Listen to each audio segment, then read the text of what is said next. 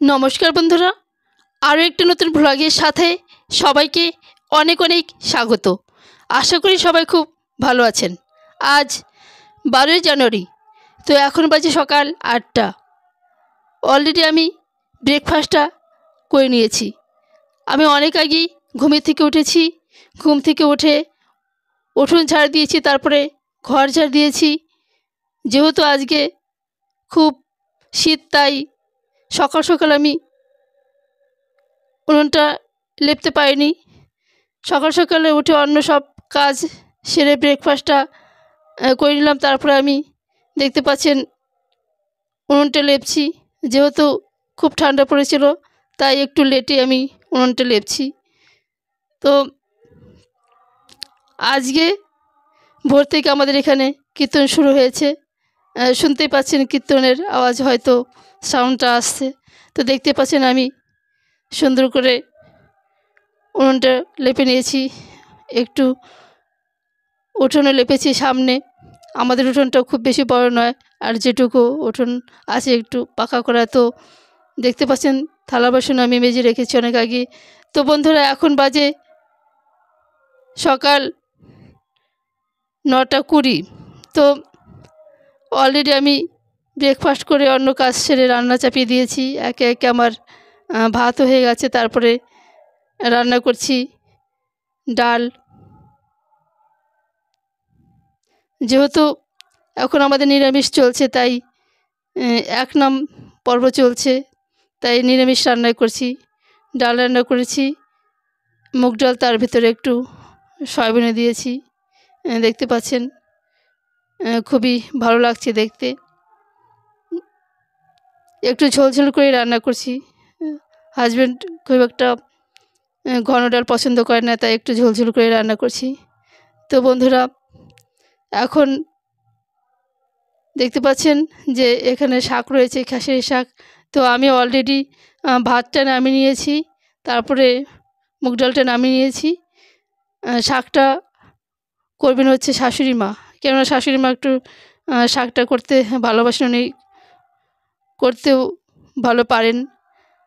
অনেক ঝামেলা একটা কাজ খেসারি শাক রান্না আর কি। ভালো করে কাটতে হবে, অনেক টাইমের ব্যাপার। কাটছেন উনি সুন্দর করে। তো এদিকে শাশুড়ি মা রান্না করছেন, আর আমি এদিকে একটু ব্রেকফাস্ট করেছি। তারপরে আরও কিছু খেয়েছি। খাওয়ার পরে একটু বাতাবি লেবু খেয়ে নিলাম, খুব মিষ্টি বাতাবি। তো দেখতে পাচ্ছেন অলরেডি শাশুড়ি মা শাকটা নামিয়ে ফেলেছেন। এদিকে আমরা দুজনে মিলেই কাজ করছি। বাড়িতে সুন্দর শাক হয়েছে। তো দেখতে পাচ্ছেন শাক দিয়ে ভাতটা খেয়ে নেব। শাক আছে, ডাল আছে, খুব বেশি কিছু রান্না করব না। নিরামিষ রান্না খুব বেশি ঝামেলার মধ্যে গেলাম না, অল্প কিছু রান্না করে খেয়ে নেব। তো এদিকে আমাদের স্নান করা হয়ে গেছে। এখন বাজে দুপুর 12:30। অলরেডি গরম ভাতের সঙ্গে শাক, ভাতটা খুব একটা বেশি গরম নয়, মোটামুটি গরম আছে, আর শাকটা খুবই গরম। খুবই ভালো লাগে। মাছ মাংসের থেকে অনেক বেশি টেস্টি লাগে খেসারি শাক দিয়ে গরম ভাতের সঙ্গে খাওয়া, দারুণ লাগে। তো বন্ধুরা, খাওয়া দাওয়া, রেস্ট, সব পর্ব শেষ হয়ে গেছে। তো এখন বাজে বিকেল 3টে। তো দেখতে পাচ্ছেন হাজব্যান্ডের বাইকে করে আবার যাচ্ছি আমাদের জমিতে। জমি দেখব, তার সঙ্গে খেসারি শাক আগে আনা ছিল, সেটা রান্না হলো দেখতে পেলেন। আবার যাচ্ছি, যেহেতু অনেক শাক হয়েছে, তো সেই শাক তুলতে যাচ্ছি, আবার শাক আনতে। অলরেডি মাঠের মধ্যে পৌঁছে গেছি, দেখতে পাচ্ছেন বন্ধুরা। আজ আবার চলে এলাম শাক তুলতে, জমি দেখতে, শাকের জমি দেখতেও। জমি দেখে কিছু শাক নিয়ে যাবো, খেসারি শাক ও মটর শাক। দেখতে পাচ্ছেন খুব সুন্দর একটা পরিবেশ ও মুহূর্ত। এখন বাজে বিকেল 3:30।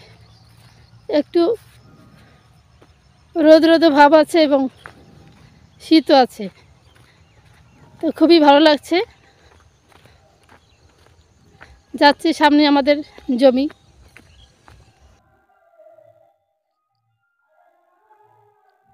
তো বন্ধুরা, দেখতে পাচ্ছেন মাঠের মধ্যে হাঁটছি, হেঁটে হেঁটে অনেক দূর পৌঁছে গেছি, আমাদের জমির কাছাকাছি চলে গেছি। প্রায় হাজবেন্ড রয়েছেন পেছনে। এর আগে বলেছি আমাদের এই জমির সামনে একটা গ্রাম, সেই গ্রামে হাজবেন্ডের ডিসপেন্সারি, উনি পেশায় একজন ডক্টর, গ্রামের ডাক্তার। তো অলরেডি আমি শাক তুলতে শুরু করে দিয়েছি। কোনো দিন এত যাওয়া হয় না, এবছর একটু যাওয়া হলো, 2 দিন গেলাম। খুবই ভালো লাগে প্রাকৃতিক পরিবেশে আসলে, যেহেতু নিজেদের জমি এত শাক হয়েছে, সেই শাকটা আনাটাই আমার মনে হয় ভালো। তো নিয়ে আসলাম। সংসারের ব্যস্ততার মাঝে মাঝে এরকম প্রাকৃতিক পরিবেশে আসলে মনটা ভালোই লাগে। খুবই খুবই একটা মনোরম প্রাকৃতিক দৃশ্য, মনটা জুড়িয়ে যায়। তো বন্ধুরা, দেখতে পাচ্ছেন আমার খেসারি শাক তোলা হয়ে গেছে, এখন আমি মটর শাক তুলে নিচ্ছি। চারিদিকে সবুজে সবুজ, সবুজে সবুজ, আবার সর্ষে ক্ষেত রয়েছে অনেক, চারিদিকে তাকালে সবুজ হলুদ, খুবই ভালো লাগে। এই প্রাকৃতিক পরিবেশে, সবুজ সতেজ পরিবেশে আসলে মনটা ভালো হয়ে যায় এবং শরীরও ভালো হয়। চোখের পক্ষেও এই সবুজ প্রাকৃতিক পরিবেশ খুবই ভালো, খুবই মনোরম। এদিকে দেখতে পাচ্ছেন অনেক বেজে গেছে, 4টেরও বেশি বাজে। শীতের বেলা বুঝতে পারছেন একটা রোদটা এখন কমে এসেছে। তো বন্ধুরা, বাড়ি ফিরে আসলাম, আজকের ব্লগটা এখানে শেষ করলাম। সবাই ভালো থাকবেন, সুস্থ থাকবেন।